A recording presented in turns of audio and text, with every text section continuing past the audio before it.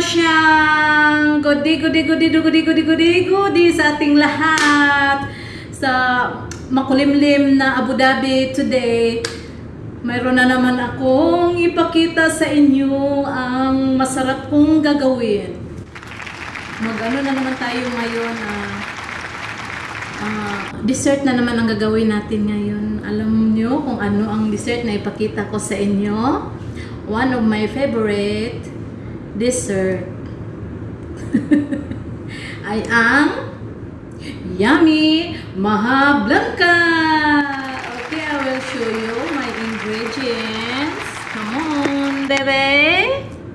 Okay, ito ang syempre cornstarch or corn flour if you have, then coconut milk, and of course evaporada or evaporated milk, or if you want to like a flavor, but I have a corn, sweet corn, and of course the condensed milk and sugar. I have sugar, and of course water and cheese. Any cheese, cheddar cheese, any kind of cheese you have.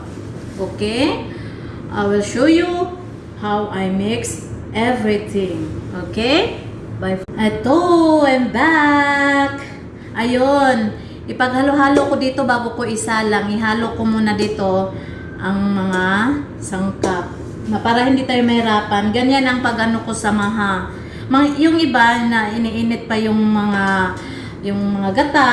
Yung sa akin, hinahalo ko muna dito. Ang unahin ko yung cornstarch. Yung isang baso, kasi 2 baso to, i-mix ko muna dito.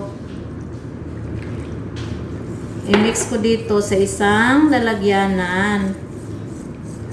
Sa inyo, kung ano, gusto nyo ng kung anong nyo, fresh milk or water ang i-mix nyo bago nyo ihalo, dagdagan na lang muna natin ng isa pang tubig. Kunti lang para lang ma-dissolve lang yung cornstarch. Diba? Pag ma-dissolve na to, isit aside natin. O, diba? Ganun lang yon. Gawa ko ng maha ngayon kasi may bisita ko na magbakasyon. Magbaon daw sila. O, ipabaon ko to sa kanila. Yan. Na-dissolve na siya, o diba? Then, isit aside natin. Ngayon, ito na naman ang mga gata. Ang ihalo natin lahat. Yan. Ang yung gata, tatlong ito, iubos ito lahat. Diba? Ubusin na lang para masarap din.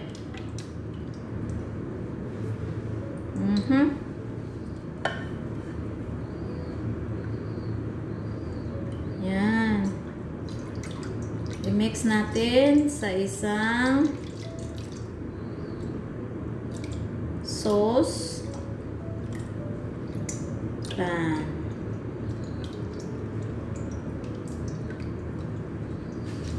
Yan.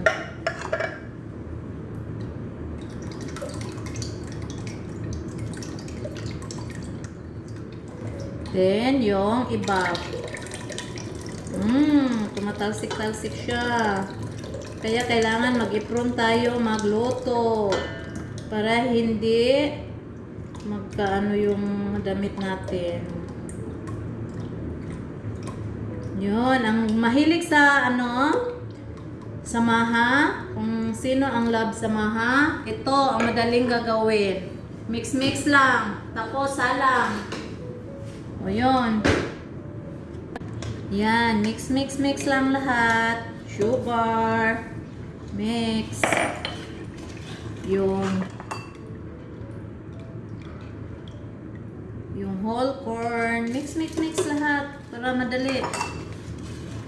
Tapos isa lang. Mamaya tong cheese, ipang ano lang to, topping. Yan, isala lang muna natin, isa lang. Pag kumulo na siya, saka natin halo-haloin. Then, ilagay natin yung cornstarch na dinisolve natin. Okay? Hello! Chikahan muna tayo habang hinahalo-halo ko. Mamaya ko na ito ipakita sa inyo pag kumulo na siya. Hinahalo-halo ko lang siya para lang ano. Kasi nag-isip din ako kung anong lulutuin ko para sa mga amo ko. O, diba? Habang nag-isip ka, meron kang ginagawa na para sa sarili mo. Ganon lang yun. O, diba? Halo-haloin natin para hindi siya magano. Yung bang magbuo-buo. Alam mo yun? Yung magbuo-buo siya. Kailangan halo-haloin. Kasi yung maha, napaka-sensitive.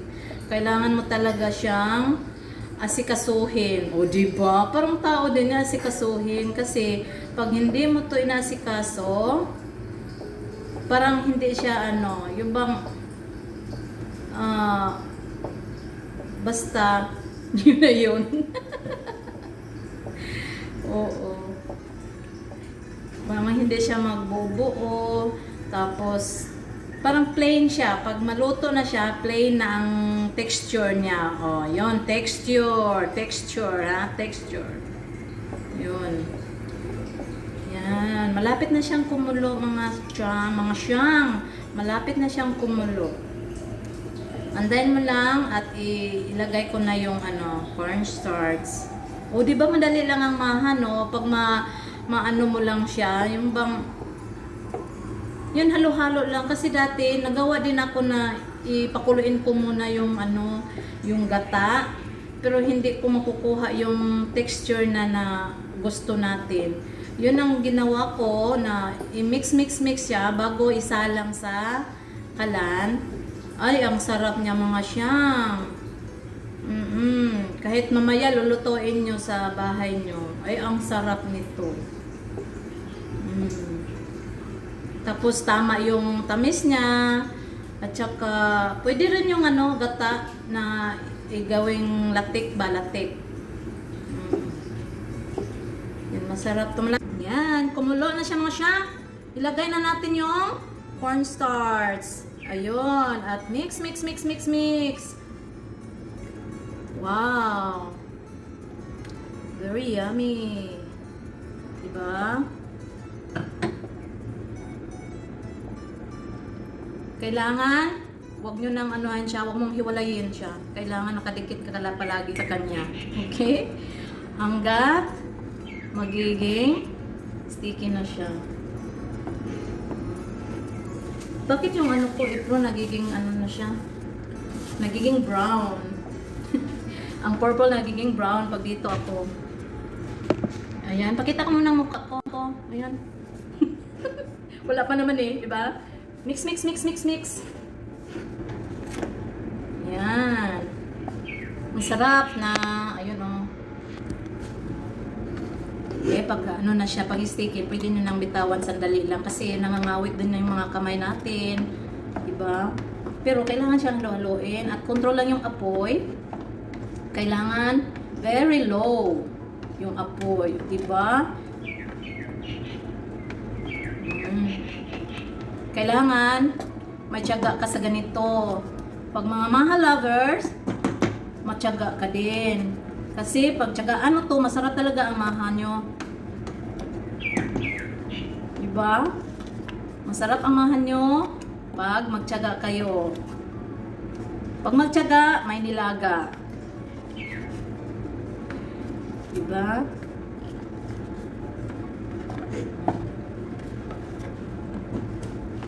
Ayan. Malapit na siya matapos. At ilagay natin sa fridge. Pag malamig na siya, ayun, atak. Ilagay natin mamaya yung flavor natin na cheese. Kung kahit anong gusto niyo yung flavor, may peanut, mani, or yung latik nga. Yun, kahit anong lagay niyo sa sa toppings niyo. Yung sa amin, corn lang. Kasi yun lang din ang mahilig ni sa, ano, mahilig kami sa corn. Yan. Diba? Kailangan mix, mix, mix.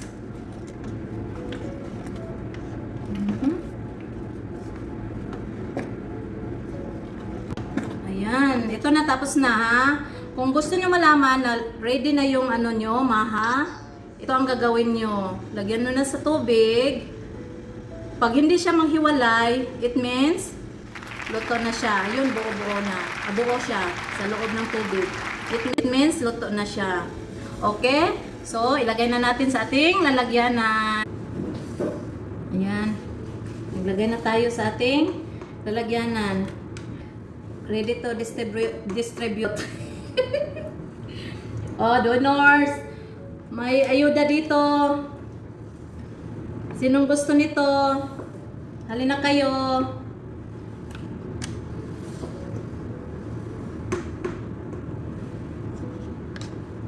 May nag-order kasi sa akin ito.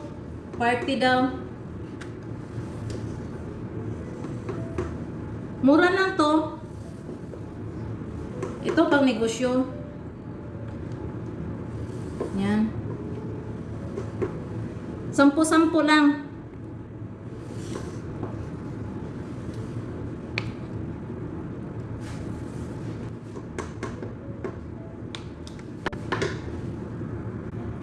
Ayan, natapos na siya. Lagyan na natin ng toppings. Yun, cheese.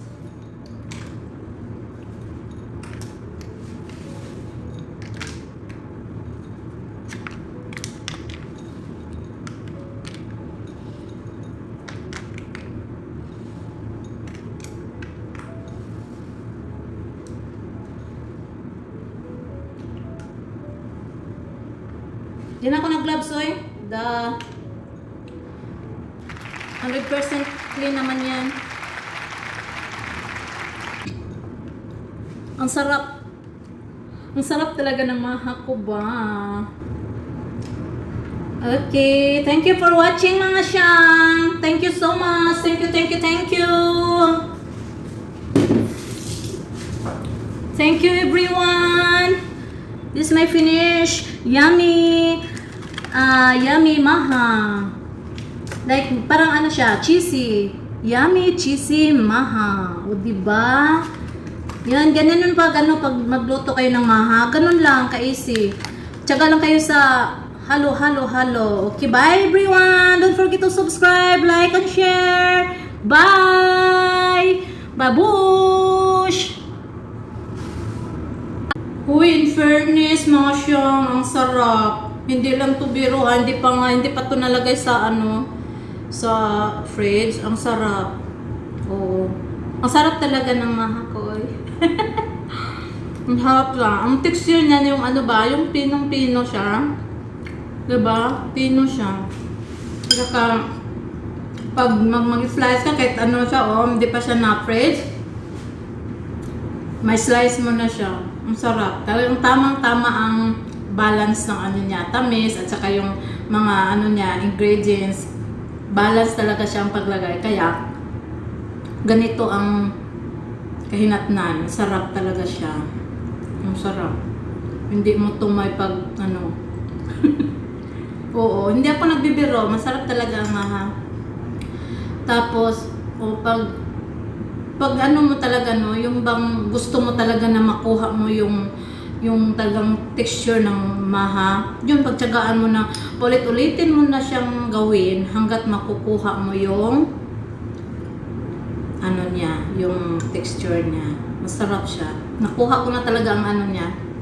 Pangalawang ko na to. Tapos siya kasi yung una, ko siya, iniinit ko yung chikahan portion. Oo, isi-share ko lang mahilig ako sa luto-luto kasi, kaya pasensyahan nyo muna, at mahilig talaga ako sa luto-luto.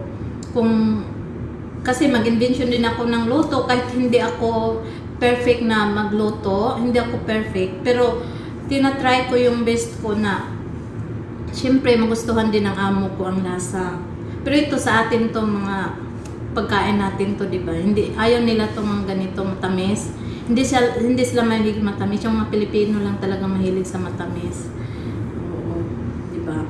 Pero inaano ko siya, yung bang inuulit-ulit ko siya na pagluto na talagang makukuha ko yung gusto, kasi yung mama ko ito din ang ano niya. Talaga ang the best ang mama kong gumawa dati ng mahag. Grabe, yun ang the best. Yung hinahanap ko na parang ang texture na mahanap ko yung katulad sa mama ko na pagkaluto.